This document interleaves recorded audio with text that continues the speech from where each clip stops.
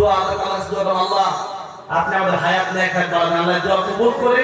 আপনার হায়াত 50 ছিল আল্লাহ আপনার হায়াত 100 করে দিতে পারে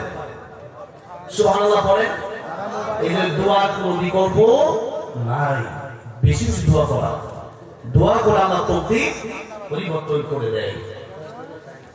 একটা মানুষ ভাইরা বাবাজিরা মাহফিলটা বসলে সৌন্দর্য মাহফিলের বাড়ি দাঁড়ায় থাকলে অনেক সময় যেহেতু বসার জায়গা আছে আমি কয়েকদিন আগে জেলায় আসছিলাম সেখানে তো এরকম মনে হয় 10টা মাঠ এত লোক ছিল মনে হয়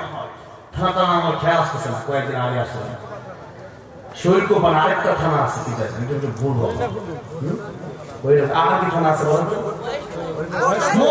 মহেশপুর আমি এতক্ষণ শৈলকুপা বলতেছি এটাই হচ্ছে হ্যাঁ হ্যাঁ ওখানে আসলাম আপনি ছিলেন মাশাআল্লাহ আলহামদুলিল্লাহ সেই মহেশপুরে আসছিলাম যারা গেছে তারা এখান থেকে আরো 10 জন বেশি ছিল হ্যাঁ এত সেখানে আমার দাঁড়ায় ছিল আমি বলেছিলাম আপনার দাঁড়ায় থাকে আপনারা যেহেতু বসার জায়গা নাই আপনারা দাঁড়ায় থাকে তো আজকে যেহেতু বসার জায়গা আছে মেহেরবানি করে আমাকে কমিটির ভাইরা বলেছেন বসলে আমরাও খুশি হতাম আমি মনে করি আল্লাহ খুশি হবেন তাই একটু মেহেরবানি করে আমার ডান পাশের ভাইরা ওই দিকটাতে বাম পাশটাতে একটু বসে যাবেন আল্লাহ মাহফিলকে কবুল করেন কাল কিয়ামতের ময়দানে মাহফিল আমাদের নাজাতের উসিলা বানায় দেন জোরে বলেন আমিন আসুন আমরা সরাসরি কোরআনের তাফসীর শুরু করি সবাই পড়েন আউযু বিল্লাহি মিনাশ শাইতানির রাজীম বিসমিল্লাহির রাহমানির রাহিম ওয়াল আসরি ইন্নাল ইনসানা লাফী খুসর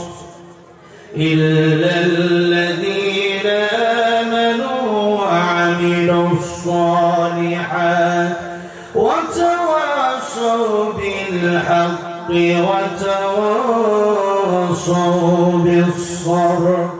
صدق الله العظيم ইমাম শাফিঈ রাহমাতুল্লাহ আলাইহি কেবল মাত্র 3টা আয়াত এই ছোট সূরায়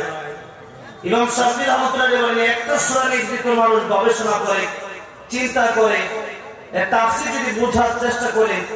তার জন্য 114 খানা সূরা নয় তার হেদায়েতের জন্য একটি মাত্র সূরাতুল আসরটাই যথেষ্ট করে সুবহানাল্লাহ নবীজি 40 বছর পর্যন্ত মানুষকে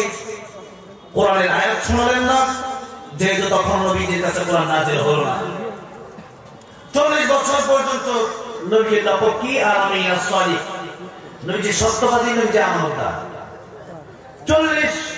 বছর পর্যন্ত নবীজি বন্ধুর অভাব নাই 40 বছর পরে দ্বীনের নবী রাহমাতুল লিল আলামিন আরবের লোকদেরকে ডেকে বললেন ইয়া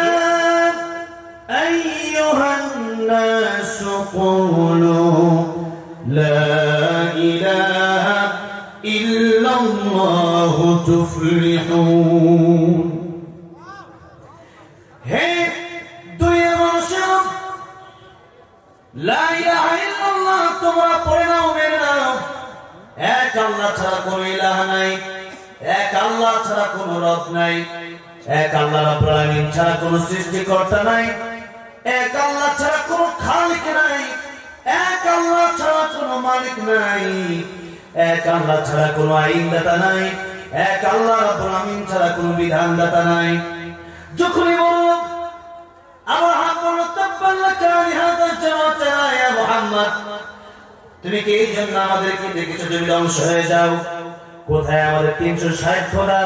আর কোথায় তোমার এক খোদার কি বা 360 খোদা তো আমাদেরকে বিপদ থেকে বাঁচাতে পারে না অথচ আল্লাহ বলছেন লাউ কানা ফীহিমা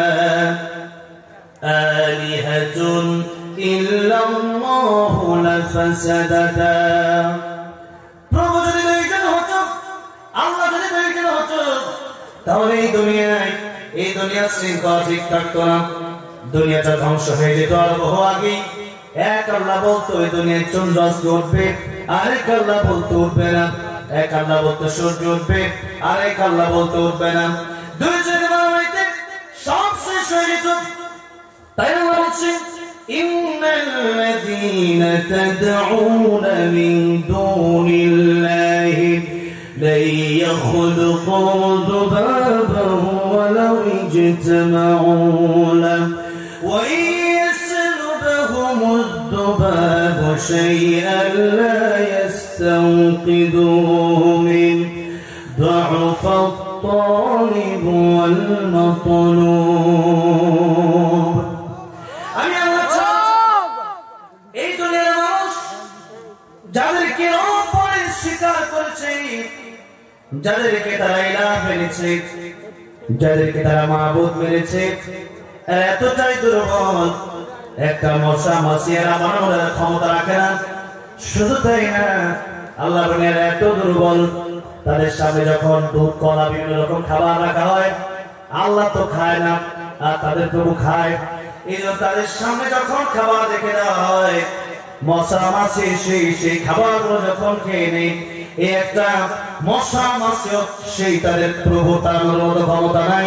এমনকি সেই প্রভু এতটা দুর্বল, তাদেরকে নিজের হাতে বানানোর পরে ওই প্রভু হাঁটার মতো ক্ষমতা রাখে না, কথা বলতে পারে না, হাত নাড়াতে পারে না, চলতে পারে না। আমরা নিজেরা হেঁটে হেঁটে বাড়িতে যেতে পারলেও ওই মূর্তি গুলা হেঁটে হেঁটে বাড়ি যেতে পারে না, বরং তাদেরকে আনার জন্য আরেকটা ড্রাইভার লাগে, পিক আপ লাগে, ট্রাক লাগে, ঠিক না বেঠে?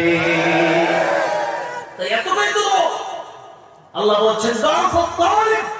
ওয়াল মাতলুব, তালিব যে চায় সর্বমত, ওয়াল মাতলুব যার কাছে চাও হয় সে আরো দুর্বল। আমি তো কথা বলতে পারি, আমি তো চলতে পারি, সেটা আল্লাহ ক্ষমতা আমাকে দিয়েছেন। আমি তো কাজ করতে পারি, আমি তো খেতে পারি, আর সেই মূর্তি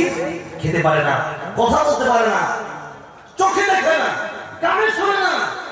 আল্লাহ বলছেন এতটা দুর্বল, এতটা দুর্বল সেই মূর্তি,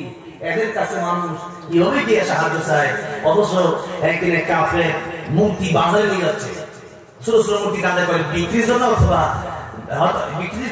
আপনার উদ্দেশ্যে নিয়ে যাচ্ছে। হঠাৎ করে সে মূর্তিটা রেখে যাই গেল, যাওয়ার পরে এসে দেখে তার মূর্তি যেটা রাখছে, যেখানে রাখছে ওখানে কুকুর পেশাব করে দিয়েছে। চিন্তা করলো যে একটা মূর্তি যেটাকে আমার প্রভু, যারা আমি খোদা মানি, যারা আমি ইলাহ মানি, যাকে রব মানি, তার উপরে একটা কুকুর, একটা নিকৃষ্ট প্রাণী, সেই প্রাণী সে পেশাব করে দিল। এই মূর্তি কিছু করতে পারলো না, তার মানে বোঝা গেল ওইটা খোদা না, এটা খোদা। ওটা কি খোদা? ওটা খোদা হবে কি হবে? ওর উপরে কুকুর পেশাব করে দেয়, ও তো ধরে কুকুরটা থাপ্পড় দেওয়ার দরকার ছিল না, পাও ধরে আসা দরকার ছিল না, আমি খোদাতে আমার উপরে পেশাব করতে দেয়। তো এই জন্য খোদা তো কিছু করতে পারলো না, লাঠি একটা লাঠি দিয়ে ওই সে মূর্তিকে ভাঙছে, মূর্তিকে বাড়ি দিয়ে ভেঙে বলছে তো খোদা না, এতদিন যে তোরা পূজা করতে আসে তার মায়ের হাত পা সব ভেঙে দিচ্ছে। খোদার হাত ভেঙে ফেললো, পা ভেঙে ফেললো, খোদা কিছু করতে পারলো না। এই খোদা হতে পারে? আল্লাহ বুঝতে হবে, যদি জ্ঞান না থাকে মানুষের যা করে। একটা মানুষ গরুর পেশাব খায়, জ্ঞান না থাকলে তুই খা, জ্ঞান থাকলে খেতে পারবে।